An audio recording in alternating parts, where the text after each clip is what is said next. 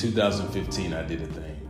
I did something that scared me, something that excited me, something that was unknown to me. In 2015, I published a book. That book was called Wrapped in Skin. And from that day, it has changed my life consistently. Almost daily, it has affected me. And my hope is that everyone who's picked the book up from that time has had some impact, been impacted in some way by the words on those pages. This is an opportunity for us to unpack those concepts, to really dive deep. You'll get a front row seat to hear me talk to people about what it is to live a life of purpose. What is existence? What is life itself? Why are we here? You'll get to ask your questions, have comments heard and talked about on the show. And maybe at some point, some of you will have an opportunity to come on and talk about your own personal experience and your own life's journey. My name is Justin Jamar Grooms, and I want to welcome you to Wrapped, the podcast.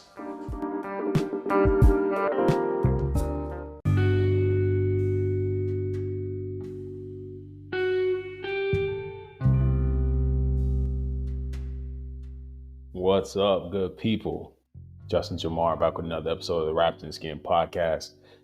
Look, it's been a great season so far.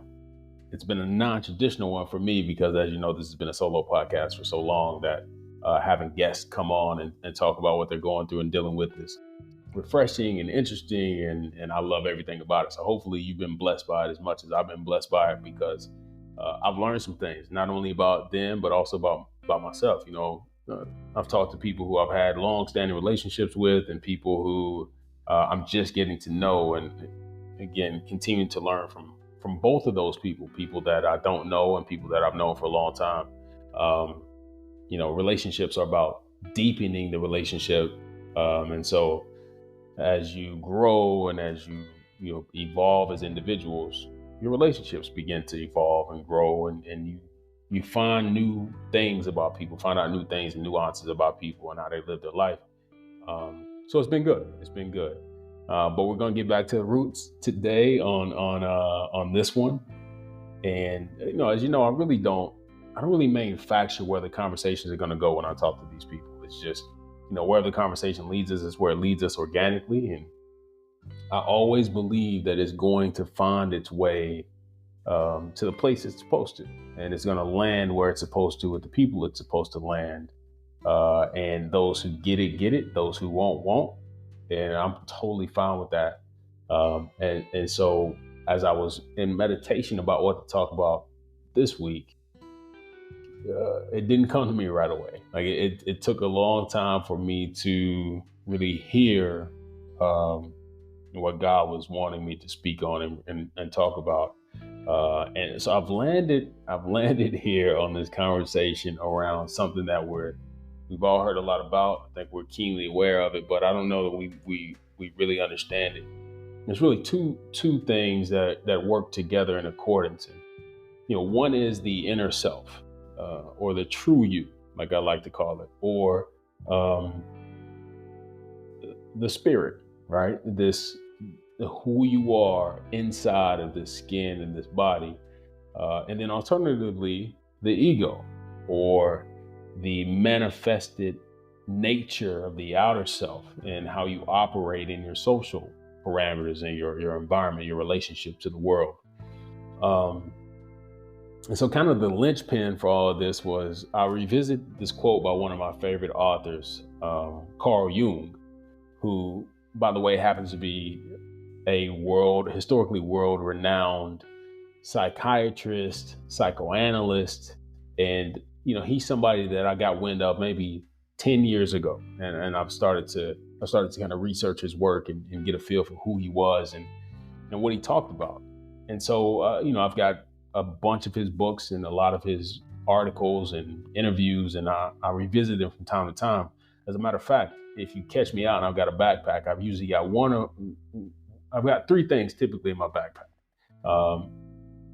Along with some other things, but there's some things that are consistent in what I have with me. And one is a pen and pad. And I say that's a combo. So that counts as one thing, pen and a pad, a bottle of water because your boy's out here trying to stay hydrated. So I keep a bottle of water with me.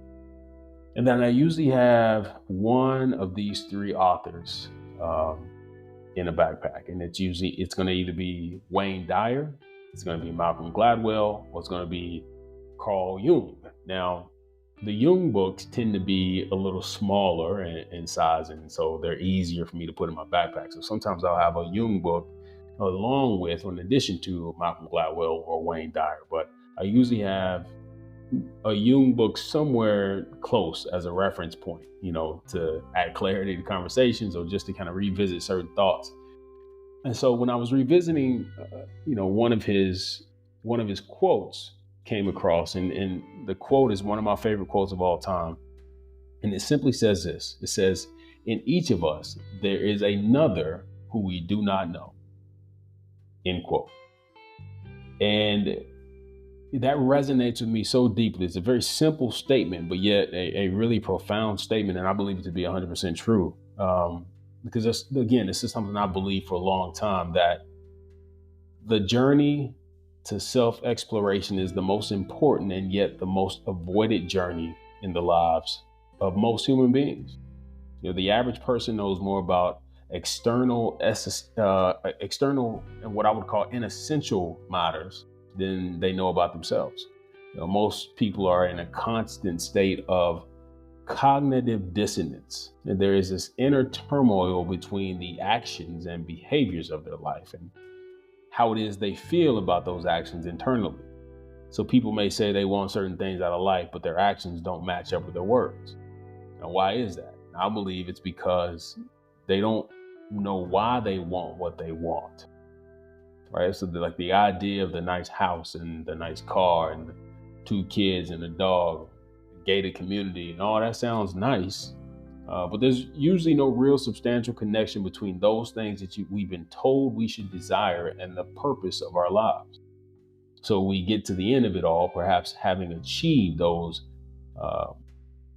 for lack of a better word, manufactured goals, with an emptiness inside, because we haven't found out really who we are on a deeper level and what it is that individual who resides inside desires and needs. There's times in my life where I found myself frustrated. Back in the day, I used to sit in that frustration and point and find all these external factors to somewhat validate my frustration. And in my mind, it usually came down to some tangible or materialistic thing that I did not have, that I was lacking. And so I would point at that and say, if I could only achieve that, or if I could only attain that, if I could only get that, then my frustration would all go away. And it didn't. It simply did not go away. As a matter of fact, oftentimes the frustration increased because you work so hard, you get the things that you think you need, they're going to quench that thirst. And once you get it, the emptiness is still there. So then with a lot of growth and self-evaluation, I graduated from sitting in that frustration to beginning to do something about it, right? So I thought, well, I'm not fulfilled. I need to acquire more and attain more. And if I just get more, then I'll be fulfilled. And what I found over the years is that the acquisition of the things that I thought were going to quench my thirst really only pacified my frustration for a very finite period of time.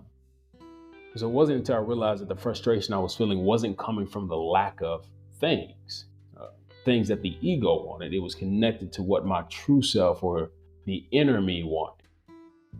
But I had a problem. The problem I had was, not only did I have no idea what the inner self or my inner self wanted, I didn't even know who my inner self was, right? I hadn't spent time to journey towards that part of myself. I hadn't discovered the real me. Now, let me give you the textbook definition of ego, because I think we get this wrong a lot when we talk about what the ego is and why it's relevant in our lives. So I'm going to explain it in layman terms. I'm going to give you the definition, then try to explain it to you better in layman terms. So the ego in psychoanalytical theory is that portion of the human personality which is experienced as the self or I, right? It's in contact with the external world through your perception. So it is said to be the part that remembers, evaluates, plans, and in other ways is responsive to and acts in accordance with the surrounding physical, social, external world. So what that all means is the ego is essentially how you view yourself in relation to the physical world around you. This is why when people are telling you to get rid of your ego, they have no idea what the ego even is. Because to be human is to have an ego. There's not a human walking who does not have an ego. That's what makes you human. Your perception of your relationship to the physical or outside world. So if you go to these, if you want to vet your quote unquote life coach, the moment they tell you to get rid of your ego, that should be your cue to not schedule another appointment. Because what they should be telling you instead is not to get rid of your ego, but to let your ego be a resultant manifestation of your true self. I'll say that again. They should be telling you to let your ego be a resultant manifestation of your true self. You see, there's no need to consciously try to get rid of or even shrink your ego when you've put it in its rightful place. The true or inner self actually uses the ego to manifest its will in the physical space. So once you discover your inner self and understand its needs, your actions or the actions of your ego will begin to fall in alignment with the needs and desires of your inner self. I'll give you an example. So your ego might be saying you need more money because your friends are getting to the bag, or that's, if you're a guy, that's how you get the girl, or that's how you become popular, or whatever have you. That's how you become influential. So you go find a career or something to do that gets you paid and possibly paid well, might even make you famous or popular, but you still feel empty. And that's because the needs of your ego have been placed ahead of the needs of your inner self. And your actions are working to give the ego what it needs, but are neglecting the inner self. For proof of this, we need look no further than the countless number of rich and famous people over the years who've been both powerful and influential, but have decided to take their own lives because they could not feel the void. Even though they had satisfied the ego and all of its needs, they were sinking into this black hole of diminishing returns because they had not tapped into what their true or inner self was really in need of or wanted. And so if instead you learned what the inner self wants, let's say the inner self wants peace and happiness, and you allow your inner self to take the lead instead of your ego, your actions will then begin to find ways to produce peace and happiness in your life instead of money, right? Now, money may be a byproduct of the peace and happiness, but the primary search and the primary reason for your actions will be to find peace and happiness. And secondarily, to be financially stable. So you won't take a job or do something that causes you strife, that may compromise your morals, may cause you anxiety, because peace and happiness have been made a priority by your inner self. Now, here's where the magic happens. The magic happens when there begins to be a symbiotic relationship between the needs of the inner self and the wants and desires of the ego. So you don't get rid of the ego, you subdue it. And this is important, very important that you hear me on this. You don't attempt to get rid of the ego. Your goal should be to subdue the ego. So let's use the same example. Let's say you find a career path that gives you peace and happiness, which is your primary internal need, the need of your true self. But this career also happens to provide you with lots of money and materialistic wealth that you're seeking, which is the need or the desire of the ego. So in this scenario, you fulfill both your primary need and your secondary desire by finding a career path that is correct for you. If you get this out of order, which most of us do, we find ourselves caught up in a rat race, feeling like we're running on a treadmill, thinking that we're succeeding, but actually going nowhere, right? The ego is a terrible leader, but a great follower. It's a dangerous number one, but can be a powerful number two. So then, of course, the question becomes, well, how do you subdue the ego? Well, you first need to understand that where the ego gets its strength from.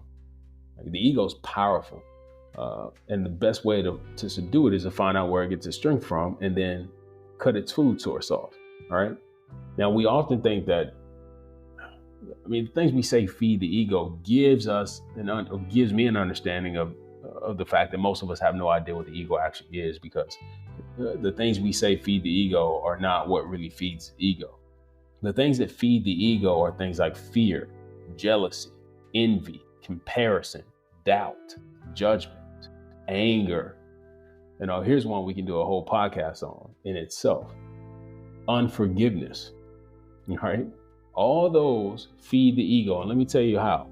The delivery system of all those things is something I'll call, it's known, it's called perception. But I believe perception is the delivery system for all those things to feed the ego.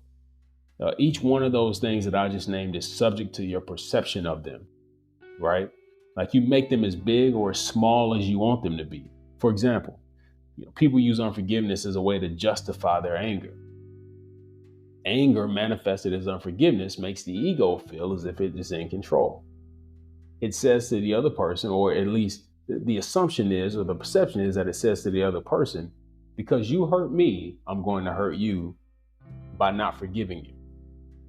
The perception is that you have then regained control. But the reality is you've just given up control, because now the other person is controlling your emotional stability from a distance, right? Playing you like a gamer on Twitch. And if that's not enough, let's take a look at one of the ego's other favorite foods. And that food is fear. Most of the time we fear things that have not yet even materialized. We fear the idea of it. But the idea of it exists within our perception. So we make things bigger, badder, and scarier than they are in our own heads. So our ego tells us we've got to keep this job. Our ego tells us that we've got to keep up with the Joneses. Our ego says that if we lose the job, our life is over, because we've made the job the most important thing in our life, when in reality, losing the job could be the best thing that ever happened to you. You might lose a job and find a better one, or you might lose the job and realize you were actually not on the right trajectory to begin with. All right. What about envy and comparison? Our ego causes us sometimes to adopt rituals and habits which don't serve us, because someone who we follow on social media seems to have everything we want. So we rationalize that in order to get what they seem to have, we must adopt certain modus operandi, right? Because our ego says this is what we have to do in order to live the same lifestyle that person X or person Y lives. Not realizing it's often all smoke and mirrors, that they don't really live like that. It's only for the 15 or 20 minutes it took them to make and edit the video, or the time it took to take 50 pictures and pick one that had a proper lighting and then put 3 filters on it and post it. For that time, they're living the life that they're pretending to live the life that you desire and want to live. But then they go back to normal life like we all do. So in order to subdue the ego, you need to starve it of its food. Do something like take a break from social media. Develop real tangible relationships with people. Relationships that can give you a peek behind the curtain. So then you'll see and come to realize that all of us are really just pretending to be the great and powerful Wizard of Oz, when in reality, everyone is just trying their best to figure this thing out, right? The envy, jealousy, and comparison will start to go away, and the ego will begin to quiet down. So once you begin to quiet the ego down, now you have to strengthen your inner self. Because after all, if you're going to subdue a thing, you need to be strong enough to do so. The practice of meditation, stillness, and quieting of the mind, or whatever you want to call it, is one of the best ways to engage the inner self. It's like a gym for the spirit. It's where the true you goes to learn itself. It is in the stillness and quiet time that the inner self is watered and cultivated. You learn what it needs, you learn what it desires, you learn that it is connected to a higher consciousness, a universal intelligence, a divine creator. It is connected to God because it is God. And so in this quiet time, God begins to reveal secrets to your inner self. The plans for your life start to become clear. Your purpose begins to unfold. And the more time you spend in this state of watering and cultivating, the stronger and more conscious your inner self becomes. And before long, you will outgrow the ego and become stronger than the ego, and can even begin to bend the ego to its will. The ego will become like a trained dog, right? Everything you ask it to do, it will do because it knows its place.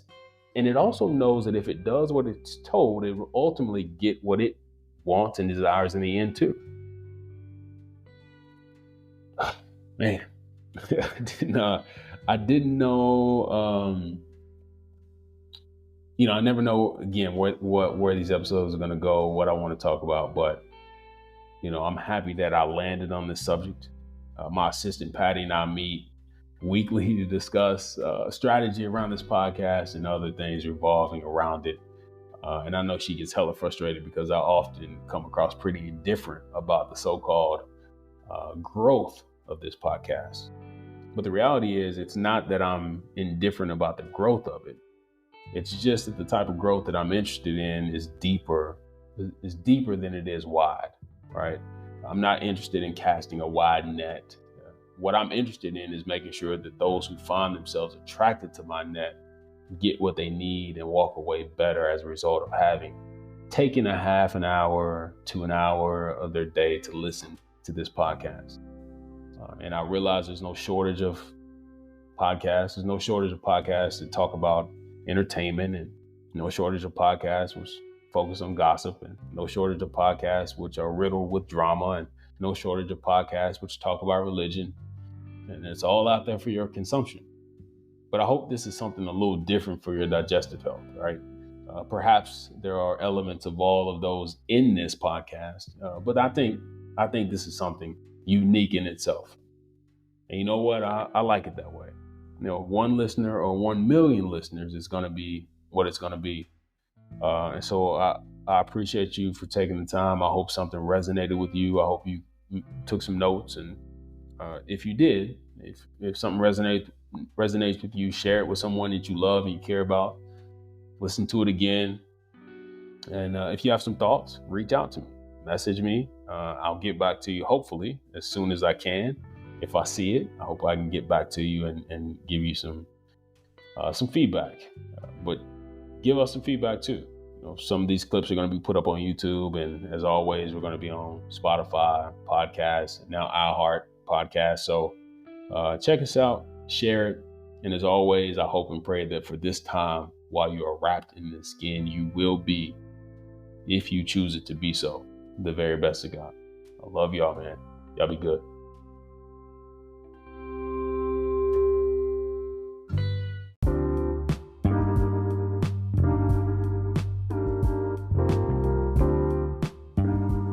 That's a wrap for this episode, pun intended.